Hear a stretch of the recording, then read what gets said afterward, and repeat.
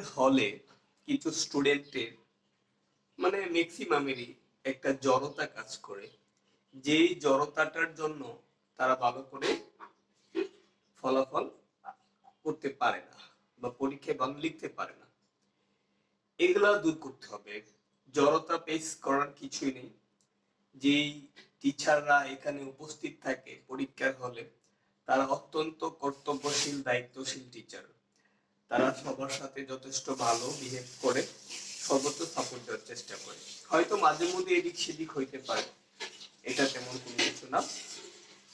তবে সবার উচিত নিজের যে মানসিক সাপোর্টটা সেটা নিয়ে পরীক্ষার হলে উপস্থিত হওয়া।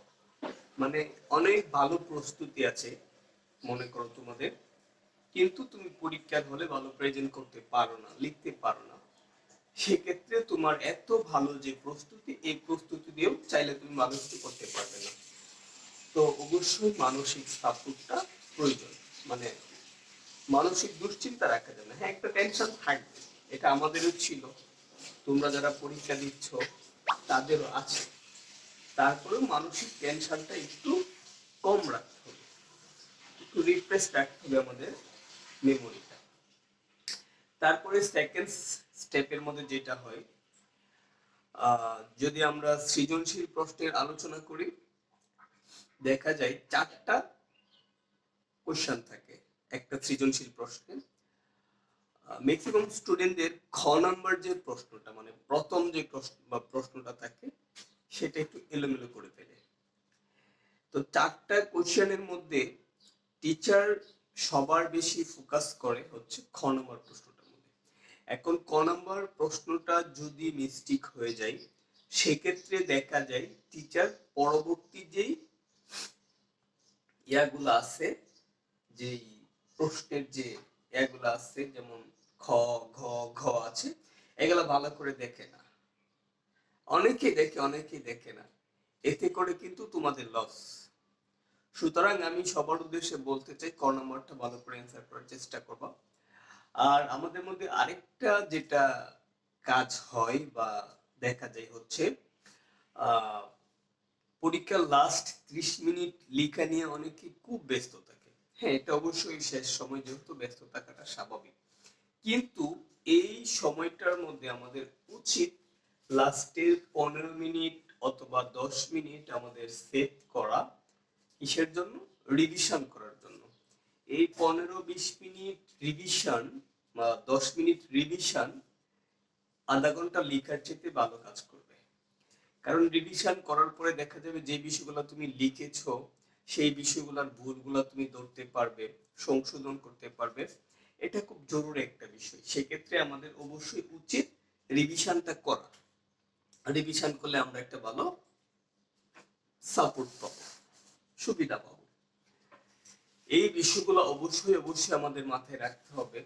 আরেকটা ব্যাপার হচ্ছে, পরীক্ষা চলাকালীন সময় আমাদের মধ্যে যেটা হয়, দেখা যায় যেমন আমাদের যারা আর্টস স্টুডেন্ট আছি বা কমার্স স্টুডেন্ট, তাদের ক্ষেত্রে 4 নম্বর যেই একটা থাকে, মানে অপশনাল যে সাবজেক্টটা, ম্যাক্সিমামেরই কৃষি থাকে, আবার অনেকের অন্য অন্যগুলো থাকে।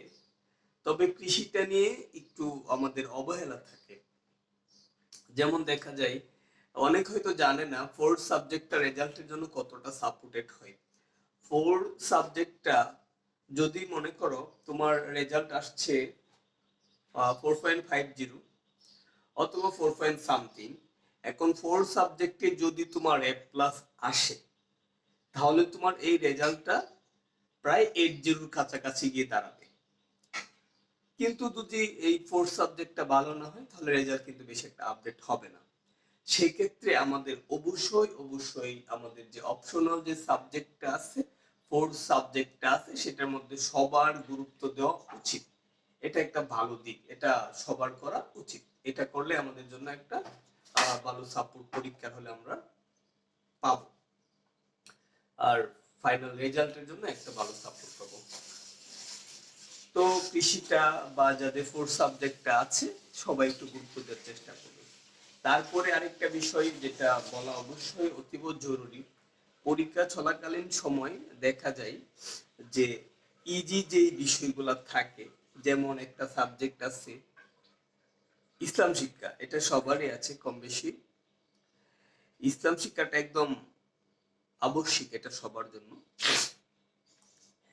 তো যারা হিন্দু ধর্মের তাদেরটা ভিন্ন কথা, যারা ইসলামের মধ্যে আমরা আছি মনে করে এটা একটা ইজি সাবজেক্ট, পড়তে হবে না, একটু অবহেলার মাধ্যমে রেখে দেই, ভাবি যে পরে পড়বো। তারপরে দেখা যায় আমাদের এই সাবজেক্টটার মধ্যে এমসিকিউ 20-এর চেয়ে কম হয়। 20-এর চেয়ে যদি কারো কম হয় এমসিকিউ এর মধ্যে, সেক্ষেত্রে তোমরা ধরে নিবা সে এখানে আর কোনো এ প্লাস পাবে না, না পাওয়ার সম্ভাবনা বেশি। তবে হয়তো বা হাতে গোনা এক দুজন পাইতেই পারে যাদের লেখা অনেক সুন্দর, তবে বেশিরভাগই মানে 80+ পাবে না, 80+ পার্সেন্টেজ পাবে না। এমসিকিউটা খুবই খুবই একটা জরুরি বিষয়। এমসিকিউ এর মধ্যে অবশ্যই অবশ্যই আমাদের 25-27 লাগবে এ প্লাস পাওয়ার জন্য। সেক্ষেত্রে আমাদের অবশ্যই ইসলাম শিক্ষাটা একটু গুরুত্ব দিয়ে পড়া উচিত।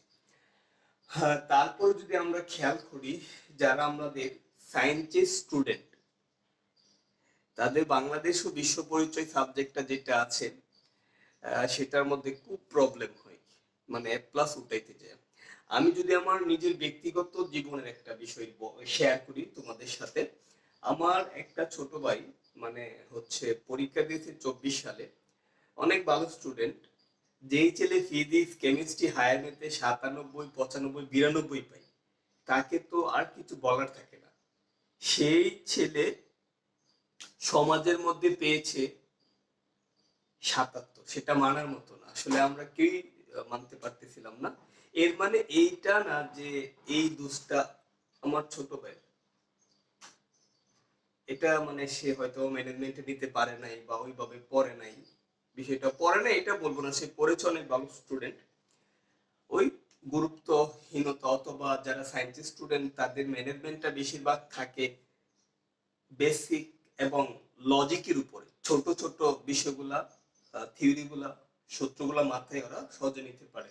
এই রিটেন যে বিষয়টা এটা ওরা মাথায় নিতে পারে না, যার জন্য দেখা যায় একটু এলোমেলো হয়ে যায়। অনেকে নিতে পারে বা সবাই নেওয়ার মতো ম্যানেজমেন্ট মাথায় অবশ্যই আছে, হয়তো অনেকে নেয় অনেকে নেয় না, যার জন্য দেখা যায় এই বিষয়টার মধ্যে একটু রেজাল্টটা খারাপ হয়ে যায়।